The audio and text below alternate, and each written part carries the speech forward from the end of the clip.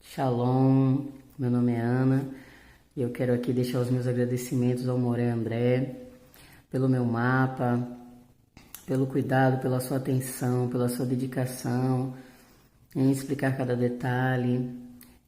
Deixo aqui a minha recomendação para você que quer conhecer um pouco mais sobre a sua alma. O Moré faz um mapa cabalístico e pode te explicar um pouquinho mais. De repente, aquele detalhe que você não está entendendo na sua vida, algo que não está conectando, ele pode te ajudar. Para Chabô, Uvá, e que se escreve dessa forma. Um beit, uma palavra tão simples e tão fácil de se aprender, que é formada por um beit e por um vav. Então essa é uma palavra boa e ela está também discutindo lá no livro de Jó. Vocês vão perceber isso quando nós colocarmos a aula de ontem dentro do nosso canal. Então eu tenho Bová, né? É o momento de que nós devemos partir, e a partida é exatamente aqui, a partir do nosso cordeiro, do nosso Ares, né? Que dá início à partida das festas, a saída do Egito. E aqui nós temos algo interessante, porque nós temos aqui duas letras, né, que são o beit, que vale 2, e o vav, que vale 6. Então, nessa conotação aqui, nós temos algo muito interessante. Por quê? Porque aqui eu tenho 2 vezes 6, e 2 vezes 6 me dá exatamente um quantitativo de tempo, né? Esse quantitativo de tempo, ele que vai me dar 12, que são as 12 tribos de Israel. Então vá, né, siga dentro desse sistema onde existem 12 meses. Aqui na conotação do que a Torá está falando para mim, é que na verdade não é simplesmente ir, é simplesmente também avançar de uma forma equilibrada e dentro daquilo que é permitido caminhar. A grande questão agora é que nós temos essa palavra envolvida, né? Bo, 2 vezes 6, ficaria assim, no caso se fosse em hebraico, né? A gente teria, como são números também, beit vezes vav, e aí eu tenho 12, que são os 12 meses do ano. Então a gente começa com Nissan, vem Iá, e assim sucessivamente os meses vão avançando. Então é primordial que eu também entenda sobre essa questão dos meses, para que eu possa entender a essência de cada mês. E assim eu possa estar desenhando a minha vida de acordo com essa força espiritual que cada mês tem. O não conhecimento disso talvez deixe a pessoa um pouco desarmada quanto essas incidências astrais e espirituais. Qual o problema disso? A pessoa vai deixar de viver? Não, mas ela tem uma informação a menos e ela não consegue perceber qual é a essência disso tudo e como ela pode usar essas ferramentas para que ela tenha um avançar na sua alma. É importante também a gente perceber que isso não tem nada a ver com questões que muitas pessoas querem liberar sobre as suas vidas. Por exemplo, que ela tem que ter um quantitativo a mais de dinheiro, que tem que usar Deus para que ele possa lhe dar um trabalho, etc. Não é nada disso que a Torá está falando. Até porque a maioria, não a maioria, mas a totalidade das pessoas já vem com seu masal acertado. E aí o que acontece? Quando as pessoas começam a seguir a Torá, elas acabam então tendo uma sombra na sua alma. E essa sombra que acontece não é uma sombra literal, mas são os seus desejos em si, agora de contrapartida com aquilo que ela tem que fazer. E muitas pessoas não estão preparadas justamente porque elas vêm de um sistema muito diferente de entendimento de quem é Hashem. Todos os moldes que são egoístas dentro desses parâmetros, eles devem ser aparados, eles devem ser castrados totalmente, até que a pessoa ela se torne estéril para as questões que existem nesse mundo, o que é algo bem difícil. Por isso que existiram sábios e sábios dentro da Torá. Então, quando nós vemos essa saída, essa Parashá Bo, que lemos todos os anos, está no livro de Êxodo, em Shemot, logo após Bereshit, e começa ali no capítulo 12 aproximadamente da Torá, a gente vê então que ao seguirmos, logo temos referência ao livro de Iov. Então, dentro dessa questão que a gente tem o nome de Iov dentro da Torá, escrito também, quer dizer então que a história de Iov, ela está totalmente inserida dentro do que o Eterno queria que as pessoas entendessem sobre essa questão da saída do Egito. Por isso é que o próprio lado, o anjo negativo, que a gente deve entender que faz parte de tudo, e que também é uma força criada pelo Eterno e, portanto, deve ser respeitado, ele também está imbuído todos os anos de fazer o seu papel. E quem o criou, o Eterno, foi justamente como uma ferramenta para que a pessoa pudesse voltar para o caminho certo. Então essa ferramenta ela é usada no momento certo. Infelizmente, muitas pessoas, por desconhecerem certas questões espirituais, levantam guerra contra essas entidades, quando na verdade não deveriam fazer isso. Saber que tudo isso faz parte de um sistema criado pelo Eterno, e que esse próprio sistema ele tem um porquê de existir, ou seja, não funcionaria, as coisas não funcionariam se esse sistema não existisse. E aí o que acontece? Dentro disso, a gente vai entendendo, cada ano que passa, a gente vai trazendo para vocês camadas da Torá. Por que camadas? Porque essas camadas elas têm que ser apresentadas pouco a pouco para vocês. Senão poderia ser que isso cause um curto-circuito dentro de vocês. Então a cada ano a gente vai trazendo uma camada. A camada que a gente traz esse ano é uma, que vamos trazer no próximo ano já é outra. A gente tem que a cada ano ter um estudo diferente e ter uma nova oferta. Essa oferta em si, além de alimentar o nosso da'at, nosso entendimento, também vai trazer uma explicação profunda de muitas coisas que acontecem na nossa vida. Com isso, a gente percebe que o Eterno, quando ele escreveu a Torá, ele tinha que escrever a Torá em todos os níveis intelectuais e também em todos os níveis de configuração da alma, para que cada alma, quando chegasse para estudar a Torá, o Taná, ela pudesse receber do Taná e da Torá aquilo que ela é.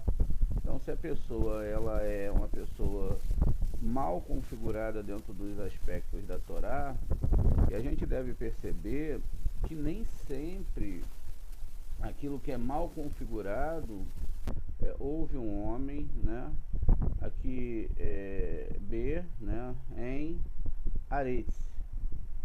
Então vai explicando cada um, né. Aqui tem a palavra Uz, que eles traduziram como nós, né, mas a palavra Uz é um país, e finalmente o nome de Iov.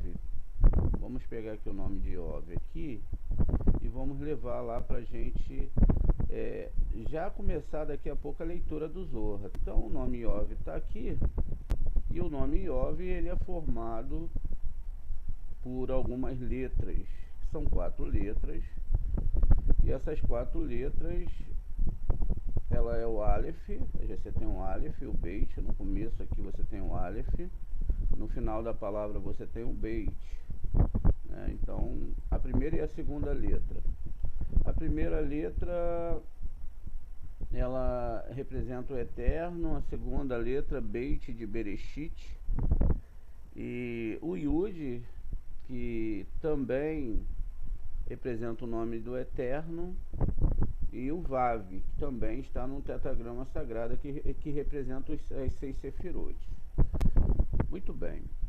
Esse nome, a gematria dele vai ser exatamente de 19. 19 a gente já sabe que é uma somatória que vai dar 10, que são as 10 letras, né,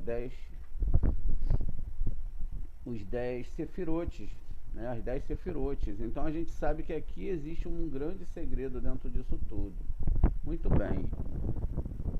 Dentro disso, a gente tem aqui a própria palavra bo, aqui quando nós lemos de trás para frente, vá, e aí nós temos Yud e Aleph, que é a questão da árvore sefirótica agora, 10 mais 1, 11, já com Daat aqui no meio montado. Então todo o apontamento que nós temos aqui é para a internalidade, para a alma. Agora a gente deve perceber quem é Iov. No primeiro sentido da palavra, parece que Deus ele oferece um homem para o lado negativo, e esse homem ele é perseguido pelo lado negativo, e as pessoas geralmente quando estudam o Taná fora de um nível mais profundo, e se essas pessoas não têm mestres, porque todos nós temos que ter mestres. Eu tenho o meu mestre, né? Eu aprendi com o meu mestre, se não fosse por ele eu não saberia o que eu sei. Então todos nós temos que ter mestres, por isso que o Zohar fala, você tem que ter um mestre. Então, porque o mestre ele é que vai abrir o seu entendimento de todo o Taná. O que o mestre ele tem que ser a coisa mais especial na sua vida, porque é ele que vai dirigir a sua alma. E quando eu falo isso, eu não falo com egocentrismo. É assim que os sábios viam os seus mestres. Eles cuidavam dos seus mestres com um carinho imenso, porque a Torá estava dentro daquele mestre, todas as forças espirituais estavam dentro daquele mestre. Então eu nunca vou poder pagar em vida tudo que meu mestre fez por mim, tudo que ele me ensinou de Torá, toda a paciência que ele teve comigo. Então esses mestres, eles trazem a elucidação para a sua alma da Torá.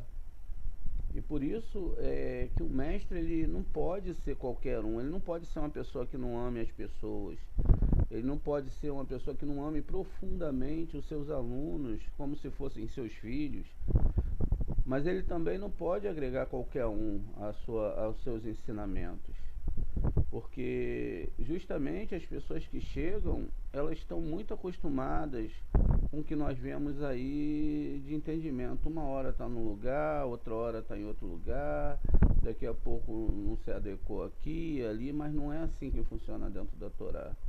Quando você se agrega, né, pelo menos é o que teria que ser, a um ensinamento, você tem que se manter naquele ensinamento, porque foi Deus que te trouxe até aquele mestre, não foi ninguém mais. O próprio Eterno colocou aquele mestre de Torá sobre a sua vida, porque é aquele mestre de Torá que vai trazer sobre você o ensinamento certo para você poder avançar.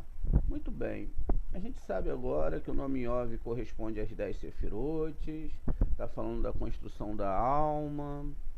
E por que Hashem entregou ele para o lado negativo? A gente vê que no Beit HaMikdash, sempre que eram oferecidos os animais, a Shem não ficava com algumas partes. A gordura, essas partes não podia ser comido ali, isso não é literal, a gente sabe, e tudo isso tinha que ser sacrificado, os animais. A gente deve já nesse ano começar a entender que essa parte que vai ser sacrificada, que essa parte que tem que ser entregue, é, pertence ao lado negativo. Então ela é do lado negativo e ela tem que ser oferecida.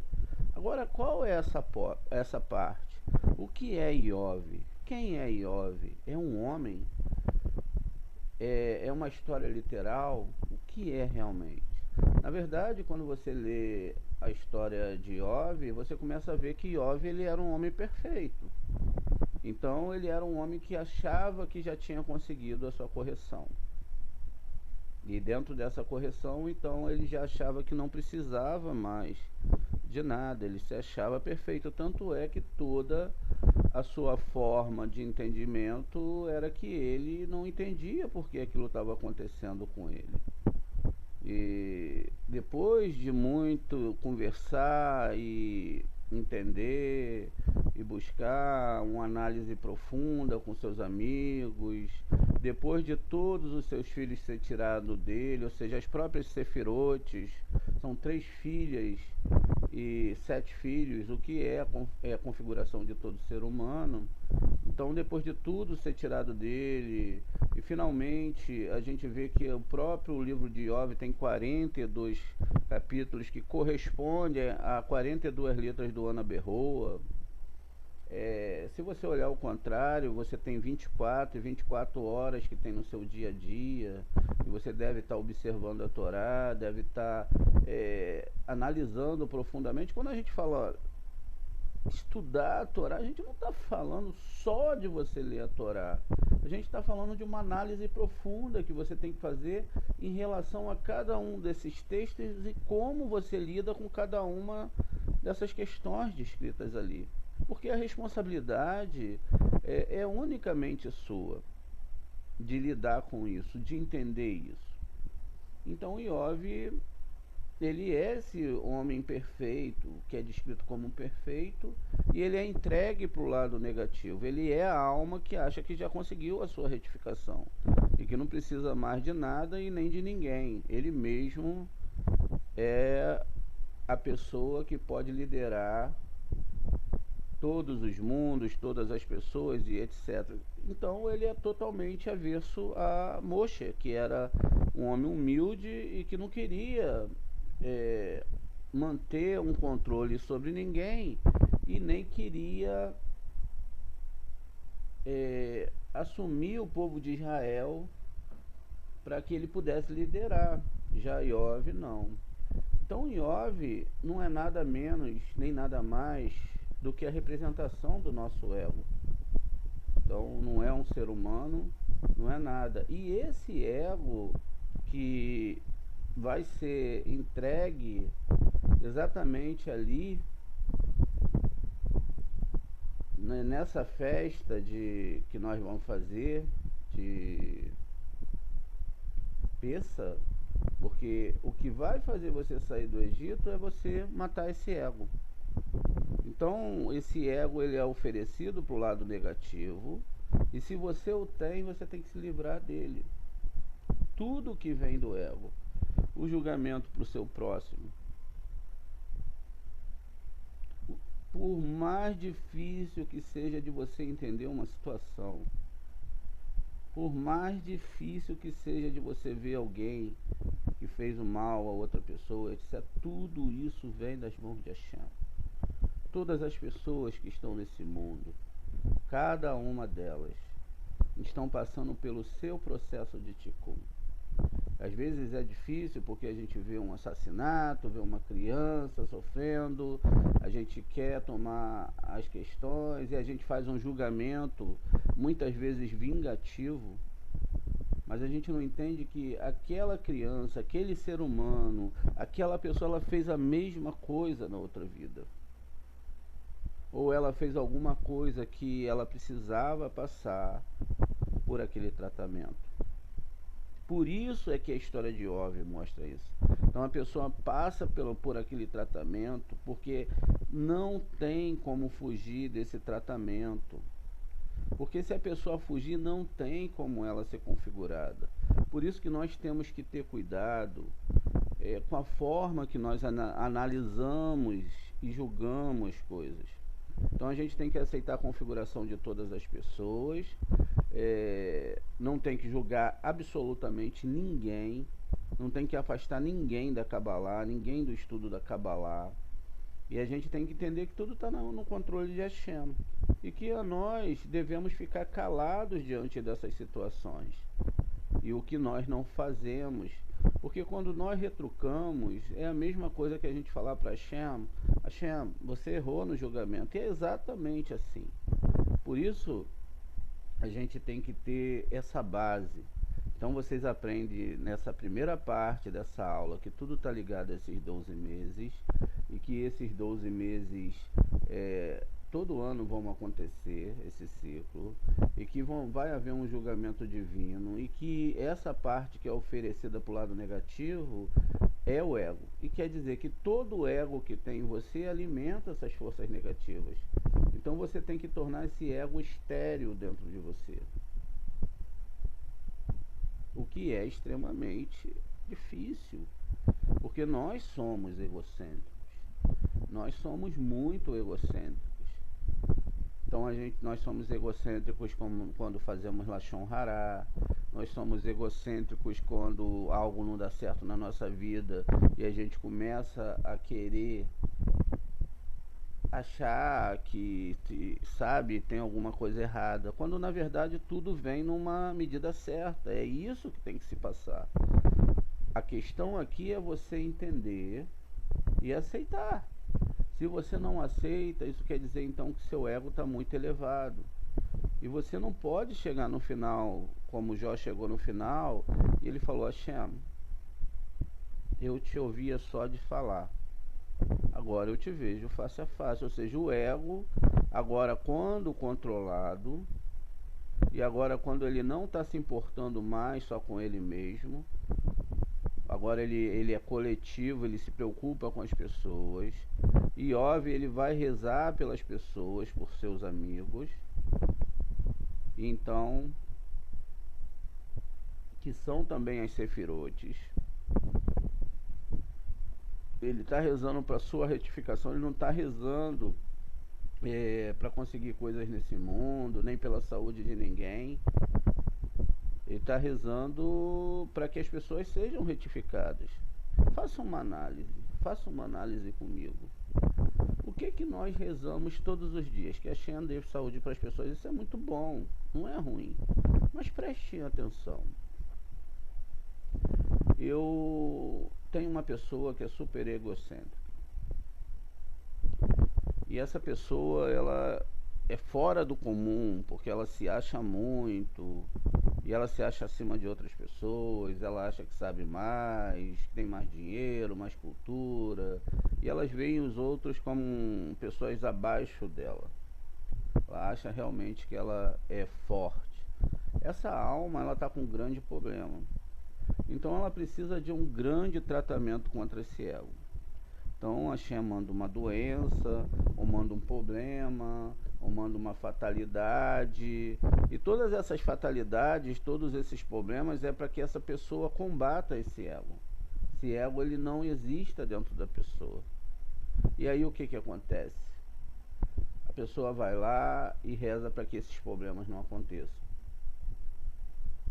Então essa pessoa, ela não vai ter a sua alma curada.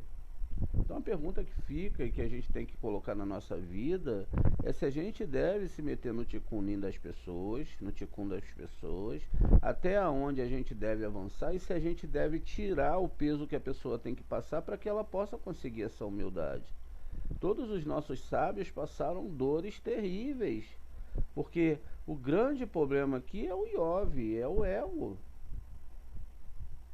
E é dentro disso que a gente deve então chegar e entender que está tudo na mão de Hashem E não que a gente deva deixar de se preocupar e até pedir o melhor julgamento para as pessoas, mas na verdade o que a gente tem que pedir é que venha logo a retificação daquela pessoa. E que, se for preciso que essa pessoa passe por um problema muito grande, que ela passe, para que ela possa consertar o que aquele erro que está dentro da alma dela, porque sem esse mecanismo de consertar essas questões, ela não vai conseguir avançar para o próximo nível. E essa alma, então, ela vai ser castrada do seu direito de ter essa correção dentro dela. Essa análise que nós temos que fazer hoje, nessa madrugada, hoje a gente está no dia 6 do mês de Nissan, quer dizer, daqui a pouco estamos em Peça, e exatamente o abatimento desse animal é abater o ego e abater o desejo de receber para si mesmo. Fazer com que nosso pensamento seja coletivo, mas essa configuração ela não pode ser feita de uma forma onde eu desejo ter isso dentro de mim. Isso acontece. Somente a Shem pode fazer isso. Então a única coisa que me resta é rezar muito profundamente e pedir para ele ir limpando a minha alma, porque eu mesmo não posso nem sentir o egocentrismo de achar que eu sigo lei alguma, achar que eu levanto de madrugada e que eu sou muito bom. Não. Se a Shem não me levantasse hoje, se ele não me deixasse vivo, se ele não me desse força, eu não estaria aqui. Tudo vem das mãos dele. E às vezes muitas pessoas estão aqui por causa das suas dores. Eles não estão aqui porque estão felizes. Eles estão aqui por causa das suas dores. Porque a alma agora ela já percebe que realmente não dá mais. E dentro dessas configurações, nós devemos colocar toda essa questão para fora. Pedir a Shem para limpar o nosso ego totalmente, o desejo de receber para nós mesmos, tirar toda a religião, tirar todos os desejos e sentimentos que nos separam das outras pessoas, sempre nos mantendo, lógico, longe das suas práticas religiosas, das suas idolatrias, mas também nunca julgando. E porque aquelas pessoas que estão naquele nível é porque elas têm que estar ali. A gente ainda não sabe o porquê, mas como eu disse para vocês, é a Shem que controla toda coisa e tudo está ligado ao ego. Nós temos que agradecer a Shem por nós estarmos aqui e termos força para continuar caminhando. E agora que a gente olha para essa Parashá, a Parashá Bo, nós devemos então já projetar um novo ano de estudos de Torá, um novo ano de busca profunda da Torá e de o que nós podemos fazer para Shekhinah estar nesse mundo, em que nossa alma ela possa estar cheia da Shekhinah. E quanto mais a Shekhinah estiver dentro de nós, mais o nosso ego vai estar seguro. Então nós baixamos a nossa cabeça, sabemos que estamos sobre uma ótica dos mundos celestiais, estamos sendo julgados por esses mundos celestiais para que no próximo ano não possa ser igual a esse ano que passou. Possa ser um ano mais pleno, mas o desejo disso também é para todas as pessoas, é para todo ser humano, é para todos aqueles que desejam realmente alcançar o eterno.